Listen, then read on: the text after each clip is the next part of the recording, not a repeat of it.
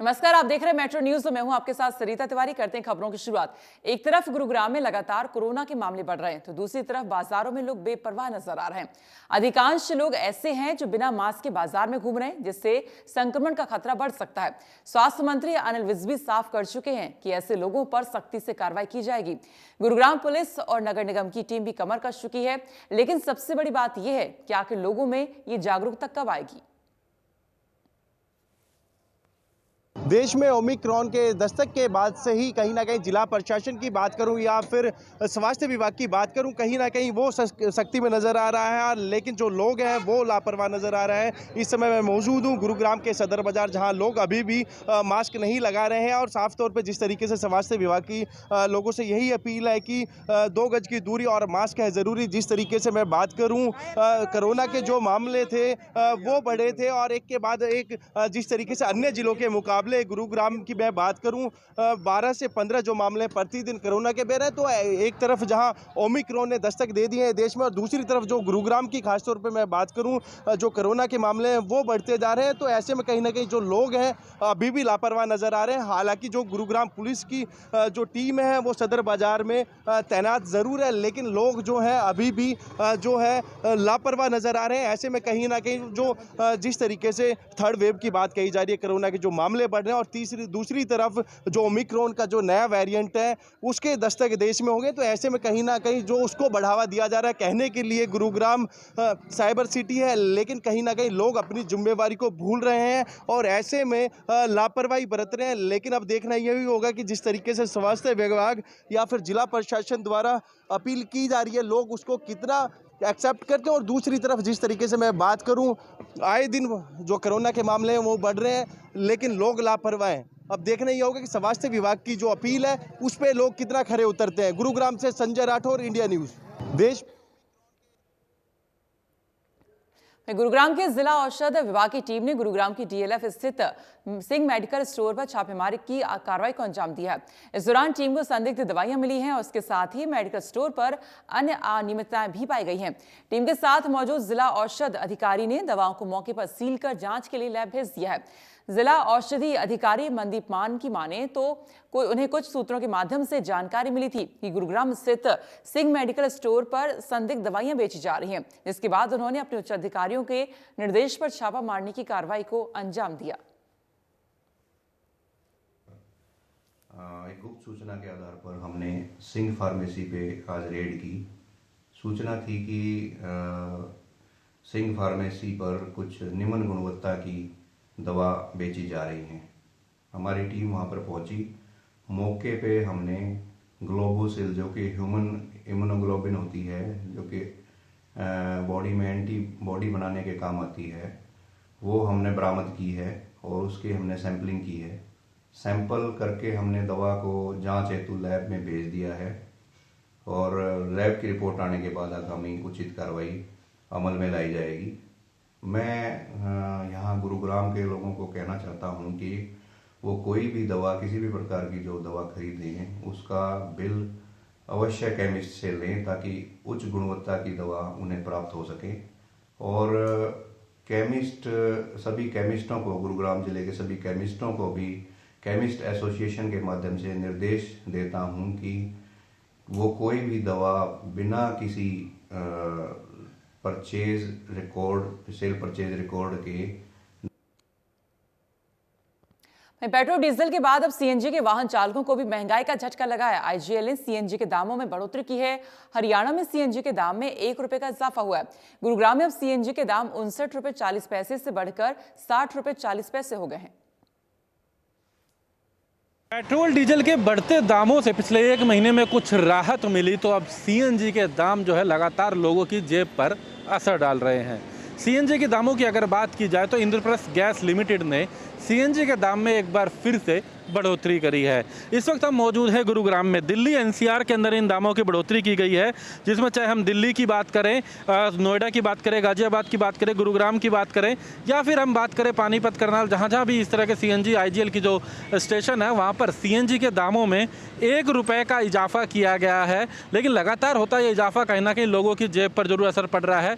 खासकर अगर हम बात करें एक दिन पहले तक, कल तक अगर बात करें तो 59 रुपये 40 पैसे दाम होता था, जो आज 1 रुपया बढ़ने के बाद 60 रुपये 40 पैसे सीएनजी का दाम हो गया है। सीएनजी का दाम जिस तरीके से लगातार हम बात कर रहे थे कि इजाफा हुआ, और खासकर कुछ दिन पहले तक भी बात करें, ये सीएनजी के जो दाम हैं वो 50 रुपये तक यहाँ पर थे, 50 से 52, 53, 55, 59, और उसके बाद अब पहुँचते पहुँचते यह 60 रुपये 40 पैसे जो है सीएनजी का दाम पहुँच गया है। इसका खासा असर हालांकि तमाम लोगों पर तो पड़ता है, लेकिन अब क्योंकि अधिकतर लोग, खासकर हम बात करें जो ट्रांसपोर्ट है, जो कमर्शियल गाड़ियाँ हैं, टैक्सियाँ हैं, ये अब क्योंकि सीएनजी के आ रहे तो इनके ऊपर भी कहीं ना कहीं असर पड़ रहा है। हालांकि सीएनजी के वाहनों की लगातार संख्या बढ़ी, लेकिन पेट्रोल डीजल की अगर बात की जाए तो उससे जरूर कुछ समय से राहत थी। 28 दिन से ज़्यादा हो गए जब दाम नहीं बढ़े थे पेट्रोल डीजल के, बल्कि दामों में कमी कटौती की गई। चाहे केंद्र सरकार और राज्य सरकारों की बात करें, उन्होंने भी दाम कम करे थे पेट्रोल डीजल के, लेकिन अब सीएनजी के दाम जरूर एक चिंता का विषय है। जिस तरीके से लगातार बढ़ रहे सीएनजी के दामों की बात की जाए,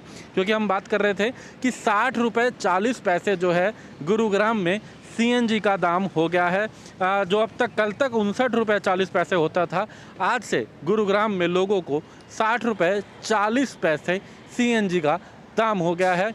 हालांकि ट्रांसपोर्ट एसोसिएशन ने भी इसको लेकर के आवाज़ उठाई है। उनका कहना है कि लगातार जिस तरीके से ये दाम बढ़ रहे हैं, ये कहीं ना कहीं तमाम चीज़ों पर, महंगाई पर एक असर पड़ता है। एक तरफ सरकार डीजल पेट्रोल के वाहन छोड़कर सीएनजी की तरफ बढ़ने की बात करती है, और दूसरी तरफ लगातार दाम बढ़ना है। कहना कि ट्रांसपोर्ट एसोसिएशन इसको लेकर के नाराज़गी जरूर जाहिर कर रहे हैं। गुरुग्राम से Deepak Sharma, India news. Delhi NCR में लगातार बढ़ रहे प्रदूषण के चलते एक बार फिर सरकार ने स्कूल बंद करने का निर्णय ले लिया है, लेकिन पेरेंट्स और स्कूल संचालक इस बात से संतुष्ट नहीं नजर आ रहा है। उनका कहना है कि सरकार धरातल पर काम करे, ना कि स्कूल बंद करे। स्कूल बंद होने से बच्चों की पढ़ाई पर खासा असर पड़ रहा है, और यही कारण है कि अब सरकार को इस विषय में सोचना चाहिए कि किस तरह से प्रदूषण में कमी लाई जा सके, कि स्कूलों को बंद कर सिर्फ यहाँ पर हवाई बातें ना करें। देखिए, निर्णय तो बिल्कुल गलत है। आज गुड़गांव का 291 इंडेक्स है एयर पोल्यूशन का। जब इतना इंडेक्स नीचे आ चुका है, आज का इंडेक्स, और आज ही निर्णय लिया जा रहा है कि स्कूलों को बंद किया जाए, तो इसको मैं नहीं मानता, क्योंकि गुड़गांव का इससे इंडेक्स नीचे आना भी नहीं है किसी भी तरह से। तो जब इतना इंडेक्स हमेशा ही रहता है गुड़गांव का, तो फिर किस प्रकार का निर्णय कि स्कूलों को बंद किया जाए? तो ये बंद नहीं होना चाहिए, स्कूल चलते रहने चाहिए। एयर पोल्यूशन इससे कम कभी नहीं आ सकती गुड़गांव की, तो इतनी रहनी है। या तो कुछ कारगर कदम उस तरह के उठाए जाए जिससे एयर पोल्यूशन कम हो। उस तरह के कारगर कदम, कोई नीतिगत निर्णय कोई उस तरह के लिए नहीं जाते। तो सिर्फ स्कूलों को बंद करने से कहा कि खाना पूर्ति पूरी हो गई, हमारा काम पूरा हो गया, ये ठीक नहीं है। ये बच्चों के साथ, उसके भविष्य के साथ, या कहो कि देश के भविष्य के साथ भी खिलवाड़ किया जा रहा है कि स्कूलों को बंद कर देंगे, आने वाली पीढ़ी पढ़ नहीं पाएगी। बिना पढ़ी पीढ़ी किस तरह से देश को चला पाएगी, किस तरह से हमारा देश आगे बढ़ पाएगा, ये कुछ कहा नहीं जा सकता है, क्योंकि अनपढ़ लोगों का भरोसा देश को छोड़ने वाली बात हो जाती है। अब पिछले 1.5-2 साल से कोरोना के कारण बच्चे प्रभावित हो रहे थे, अब बीच में पोल्यूशन के कारण छुट्टियां हो गई थी, अब वापस से स्कूल खोलो, फिर पोल्यूशन के कारण छुट्टियां हो जाएगी। और उसके बाद खबरें आ रही है, टीवी के माध्यम से पता चल रहा है, अखबारों के माध्यम से पता चल रहा है कि वापस से कोरोना वापस आ रहा है, और फिर दोबारा से लॉकडाउन की सरकार तैयारी कर रही है। Professional network group of India के तत्वाधान चौथा एच और एक्सीलेंस अवार्ड का आयोजन किया जीडी गोयनिका में, और इस कार्यक्रम में डॉक्टर आर.एस. डबास और वीणा स्वरूप को लाइफ अचीवमेंट अवार्ड से सम्मानित किया गया। इस कार्यक्रम में देश भर की 55 कंपनियों ने भाग लिया। उत्तराखंड, मध्य प्रदेश, राजस्थान, दिल्ली और अन्य राज्यों के औद्योगिक क्षेत्र के प्रमुख हस्तियों ने भाग लिया। इस मौके पर बताया गया कि जिन HR ने एम्प्लॉयमेंट, स्किल डेवलपमेंट और कल्चरल क्षेत्र में अच्छे कार्य किए गए हैं, उन्हें सम्मानित किया गया है। ये हमारा HR एक्सीलेंस अवार्ड है। ये हमने 2018 में स्टार्ट किया था। फर्स्ट हमारा 2018 में हुआ था, आई थिंक फरवरी में।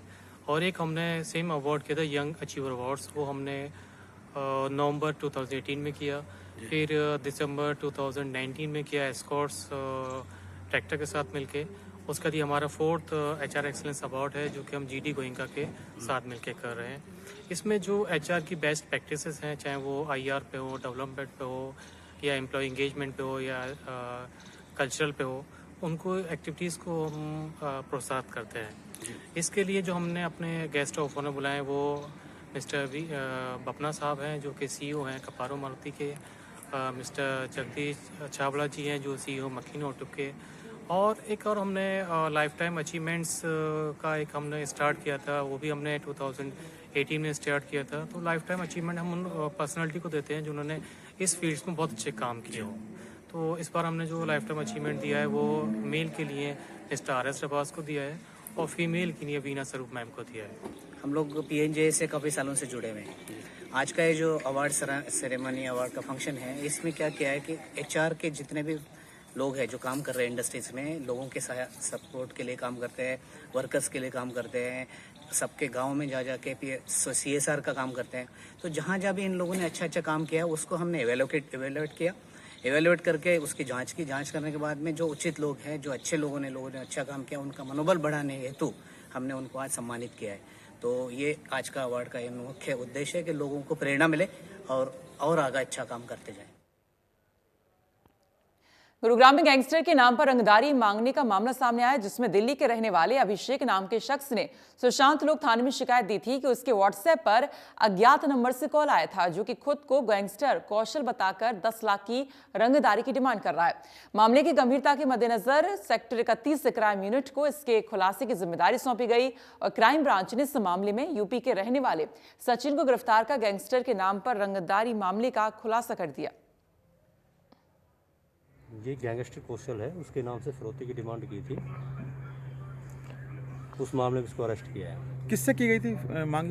ये कोई मछली पालन का व्यापारी है, उससे की गई थी। कब की घटना सर? ऑनलाइन कॉल की थी,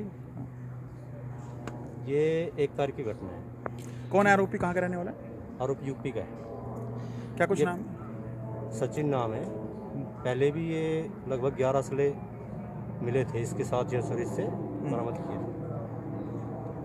क्या ये खुद ही इसने मांगे थे या कौशल के कहने पर था, या उससे कोई संपर्क कौशल से? खुद ही मांगे थे, उससे नाम का मतलब एक वो है गुड़गांव में, तो इसलिए उसका नाम ले दिया था इसने ना, डिमांड इसकी खुद की थी।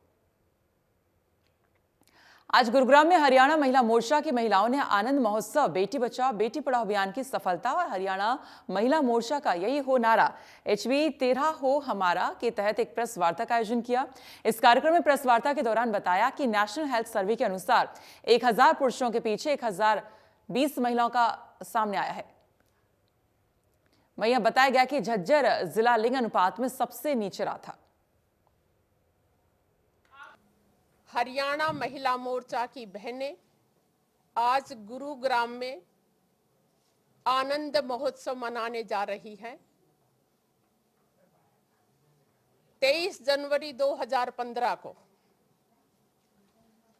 हरियाणा के पानीपत के मैदान में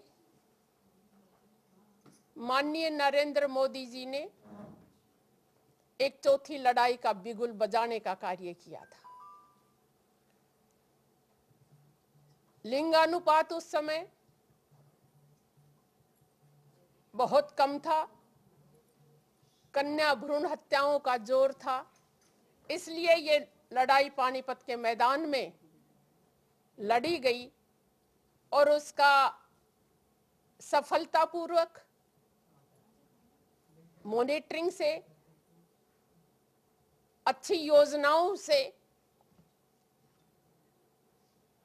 कार्य ये हुआ कि आज 1000 लड़कों पर 1020 कन्याओं ने जन्म लिया। सेक्स रेशो 1000 से 1020 होने पर, जो कि 2014-15 में 871 पर 1000 थी, महिला मोर्चा आनंद बना रहा है।